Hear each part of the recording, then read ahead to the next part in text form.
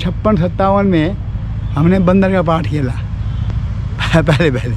मुझे अब राज से करना किनारा ही मुनासिब, वरुण कुबेर पवन यम काला।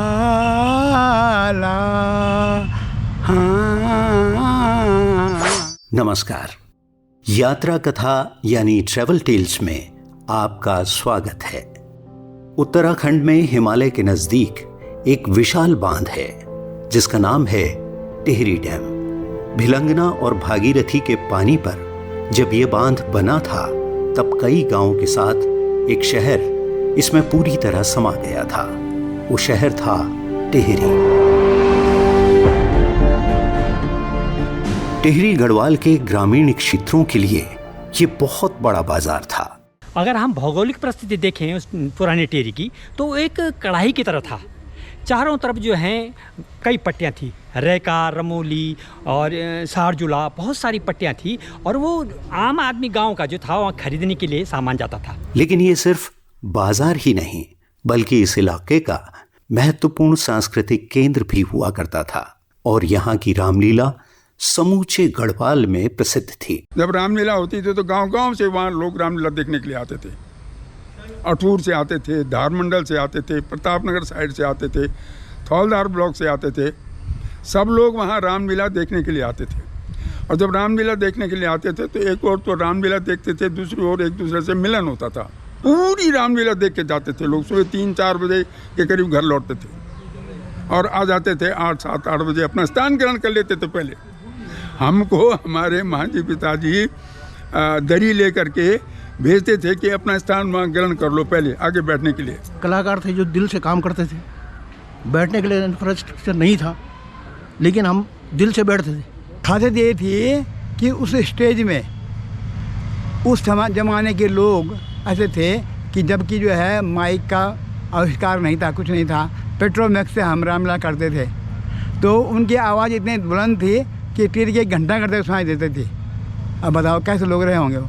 1952 से शुरू हुई इस अनोखी रामलीला की यात्रा 2002 में थम गई, लेकिन 21 साल बाद अब ये दोबारा जीवित हो उठी है।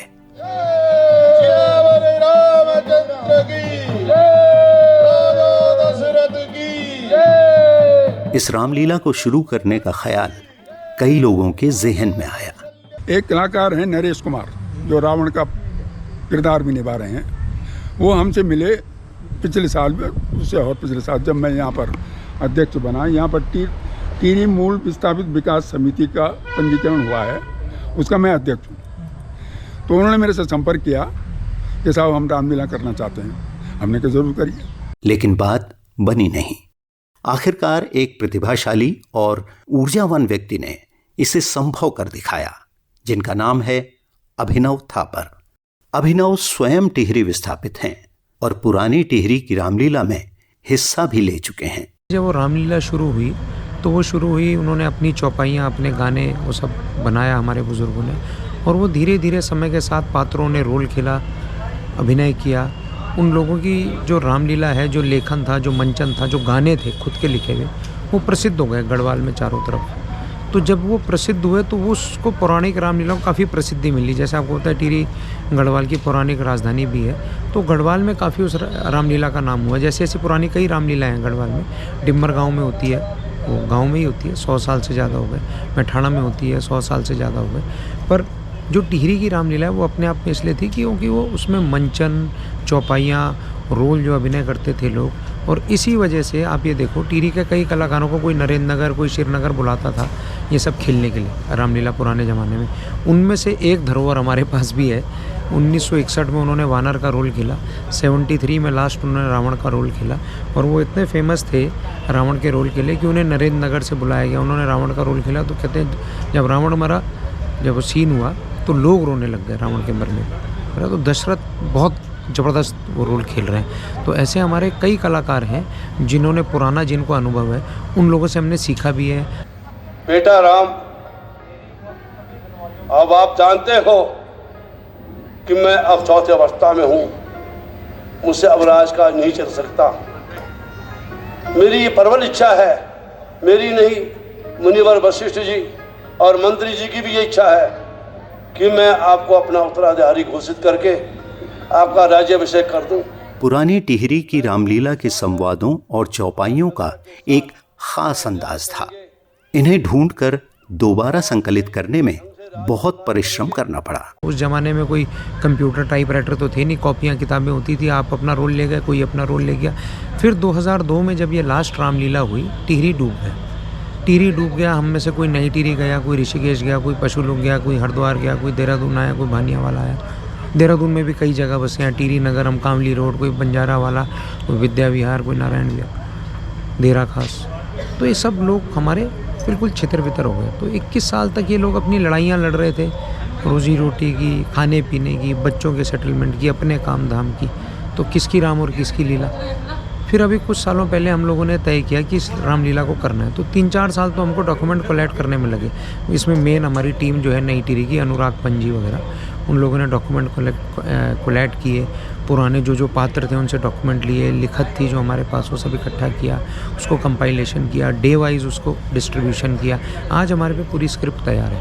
देखेंगे राम राज आज धन्य भाग है, देखेंगे राम राज आज धन्य भाग है। हंस हंस के गीत गाएंगे, यह प्रीत राग है। ये रामलीला खेली जा रही है देहरादून के आजाद मैदान में, जो टिहरी विस्थापितों के लिए बसाए गए टिहरी नगर का हिस्सा है।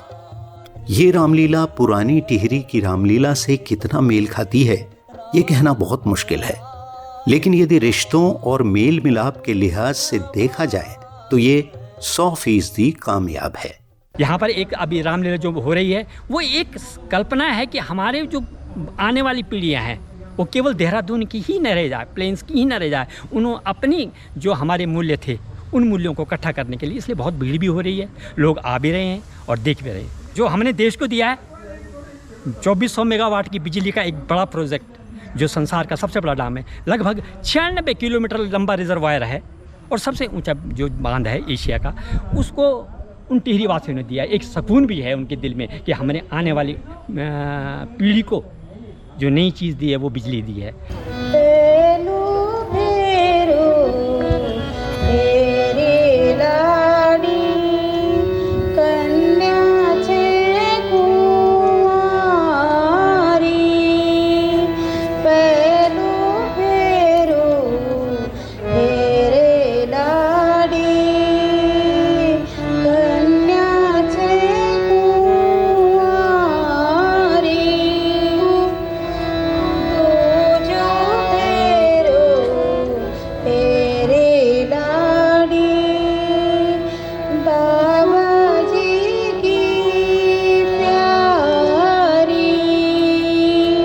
दर्शकों में पुरानी पीढ़ी के लोग चुपचाप बैठे हैं, जैसे वो पुराने दौर में लौट गए हों। यहाँ हम जैसे रोपे हुए पौधे नहीं होते, पौध रोपी जाती वो हैं। अब हमारे जो बच्चे जहाँ जन्म लेंगे यहाँ, उनके अंदर आएगा दिल यहाँ से ना। हमारा दिल तो वही है जो यहाँ पैदा हो रहे हैं। जैसे रोपड़ी नहीं होती, रोपड़ी तो हम रोपे हुए हैं यहाँ।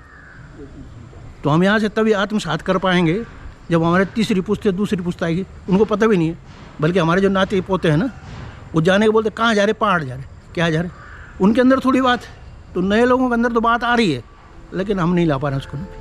गुजरे जमाने को याद करना अच्छा तो लगता है, लेकिन विस्थापन की टीस इतनी गहरी है कि कभी ये सब कुछ भुला देने की इच्छा होती है। जब हम वहाँ से कट गए तो अब हम यहाँ एकल जीवन जी रहे हैं। हमारा गांव का दर्द तो सालता है, पर मुझे कभी कभी एक कहानी भी याद आती है भगवान कृष्ण की। कहते हैं कि भगवान कृष्ण ने जब द्वारिका बसाई थी तो उन्होंने विश्वकर्मा को कहा था कि विश्वकर्मा जी, आप जो हैं द्वारिका में जो है मेरे लिए महल बनाया जाए। वो ब्रिज छोड़ दिया था, मगर उन्होंने एक शर्त रखी थी कि ब्रिज में कोई भी खिड़की जो है ब्रिज की तरफ न रखे। सॉरी, द्वारिका की जो कोई भी खिड़की है वो ब्रिज में न खुली जाए।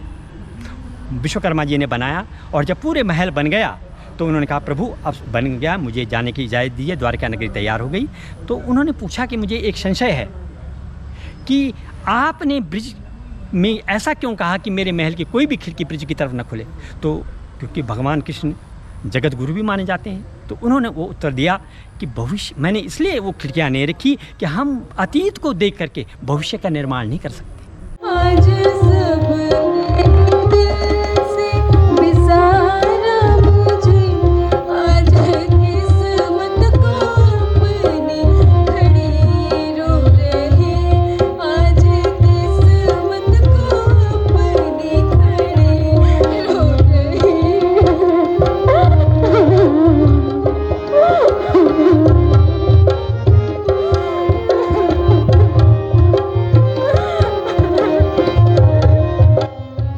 रामलीला देखने वालों में नई पीढ़ी के गिनती भर बच्चे हैं और इनमें से अधिकतर या तो मोबाइल पर व्यस्त हैं या मैदान के किनारे बतिया रहे हैं। आज की पीढ़ी को ये मतलब ही नहीं है, मोबाइल है, नेटवर्क है, ये अपने गेम्स में लगे हैं। तो इस पीढ़ी को जोड़ने के लिए ये धरोहर जिंदा हो पाए, पुनर्जीवित हो पाए। मेरे बच्चे हैं, मेरी बेटी 8th क्लास में पढ़ती है, उसने रामलीला कभी नहीं देखी, तो उसके लिए आपके बच्चों ने शायद ना देखी हो। उनके लिए जो लोग इस चीज़ से विरक्त हो गए थे 20-22 साल में, अरे रामलीला यार चलती है, टीवी में देख लेंगे।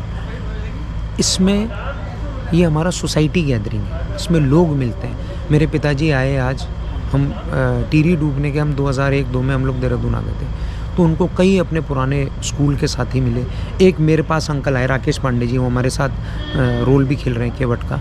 वो मेरे फादर के साथ 3री-4थी क्लास से पढ़े हुए हैं। 5वीं का बोर्ड उन्होंने मेरे पिताजी के साथ किया, 12वीं का बोर्ड उन्होंने मेरे पिताजी के साथ किया। उन्होंने मुझे बताया, मुझे नहीं पता थी ये बात। उन्होंने पूछा कौन है भैया, लड़का था पर कौन है, किसकी औलाद है, कहाँ से आया, कैसे वो अध्यक्ष बन गया। तो जब पता चला लोगों को कौन है, क्या है, कई लोग ऐसे जुड़े। तो इससे हमें आगे बढ़ाने से ज़्यादा हमें अपने आप को भी जानने का मौका मिल रहा है।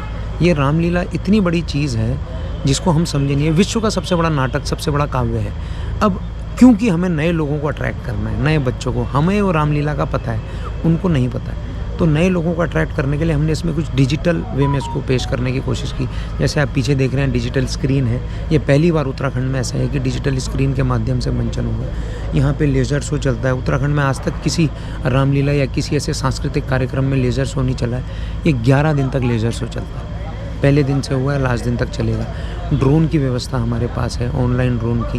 हम पहली बार ऐसा है जो डिजिटल लाइव टेलीकास्ट सिस्टम कर रहे हैं। जैसे आप यूट्यूब पे लाइव जाते हैं, आपका चैनल जाता है, हमारा जैसी रामलीला शुरू होगी लोग घर बैठे देख रहे हैं। अमेरिका में जो लोग टीरी के बसे हुए हैं, जिनका एक के पिताजी पार्ट खेल रहे हैं, बछेंद्री अंकल के बच्चे, उनके बच्चे अमेरिका में, वो वहाँ से देखते हैं, वो लिंक मांगते हैं। रात दिन का समय होता है, उनके ऑफिस का टाइम होता है, वो अपने ऑफिसों में देख रहे हैं, मोबाइल में देख रहे हैं। तो जो जिस तक हम जैसे पहुंच पा रहे हैं, हम अपना प्रयास कर रहे हैं पहुंचने की।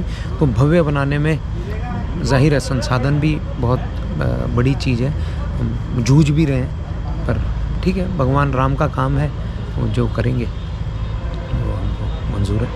ओ रानी सुन तो, ओ प्यारी सुन तो, ओ भोली सुन तो, राम ना पावे कल रात, तू मोरी सहेली, तू मोरी सहेली, तू मोरी सहेलिया। तो ये थी आज की कथा। अगली बार एक और यात्रा कथा लेकर हाजिर होंगे। आज्ञा दीजिए, नमस्कार।